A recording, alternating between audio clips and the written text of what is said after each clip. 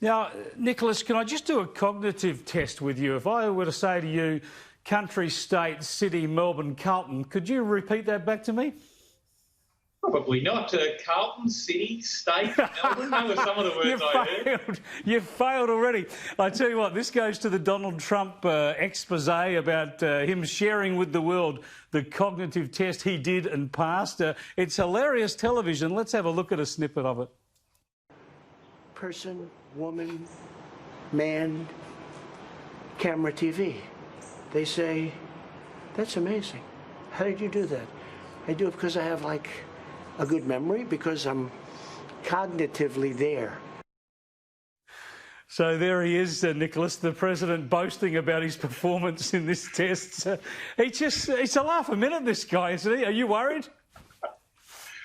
I mean, look, it's sort of like he was trying to prove one point, but he made another point, didn't he? And that is that there's definitely a kangaroo loose in the top eight here. He may have his, critical cognitive capabilities, which is, I'd say, is debatable. But as far as temperament goes, that's where the guy is just totally off the beat. It is strange. He's just so open, though, sometimes in sharing stuff like that. And in some ways, there's a bit of political savvy about it. I think what I said to you, I'd have to check the tape, but I think I said country, state, city, Melbourne, Carlton. But we'll see whether I pass the test. But, of course, Catherine, the point here is he's focusing on Joe Biden's obvious woolly-mindedness, possible vagueness. Yeah. And the challenge is, why doesn't Joe Biden do one of these tests and reassure everyone?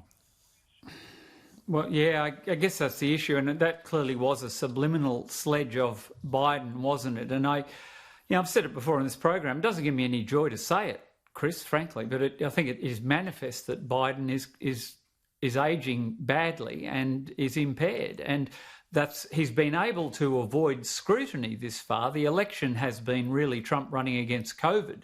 And at some point, Biden's got to break cover and withstand some scrutiny. And it does appear to me that he's impaired. And, that cognitive test the president passed was well within the gamut of a stable genius on his own declaration? I would have thought that was a walk in the park for a very stable genius.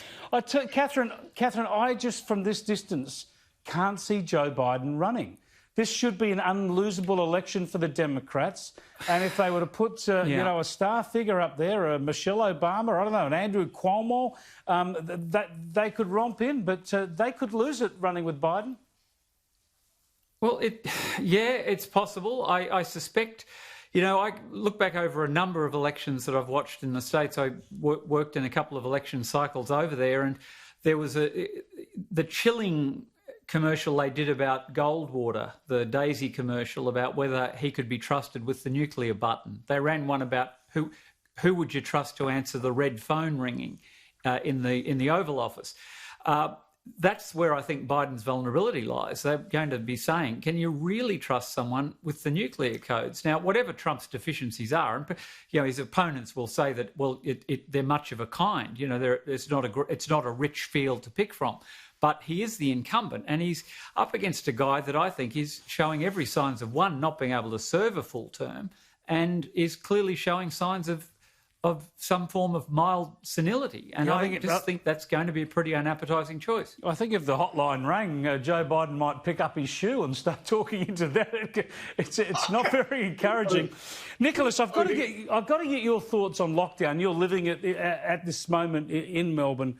Have we gone too far? We have changed the ground rules, as I showed at the top of the program. It was all about slowing the infection rate so we could cope with this. Now we're saying that any community transmission is not tolerable. Well, someone living in Melbourne at the moment, it is pretty tough, and obviously the city's been hit absolutely very, very hard by this outbreak. Look, I think that the policy of suppression is the right one, but I think we've probably got to move more towards hyper-suppression.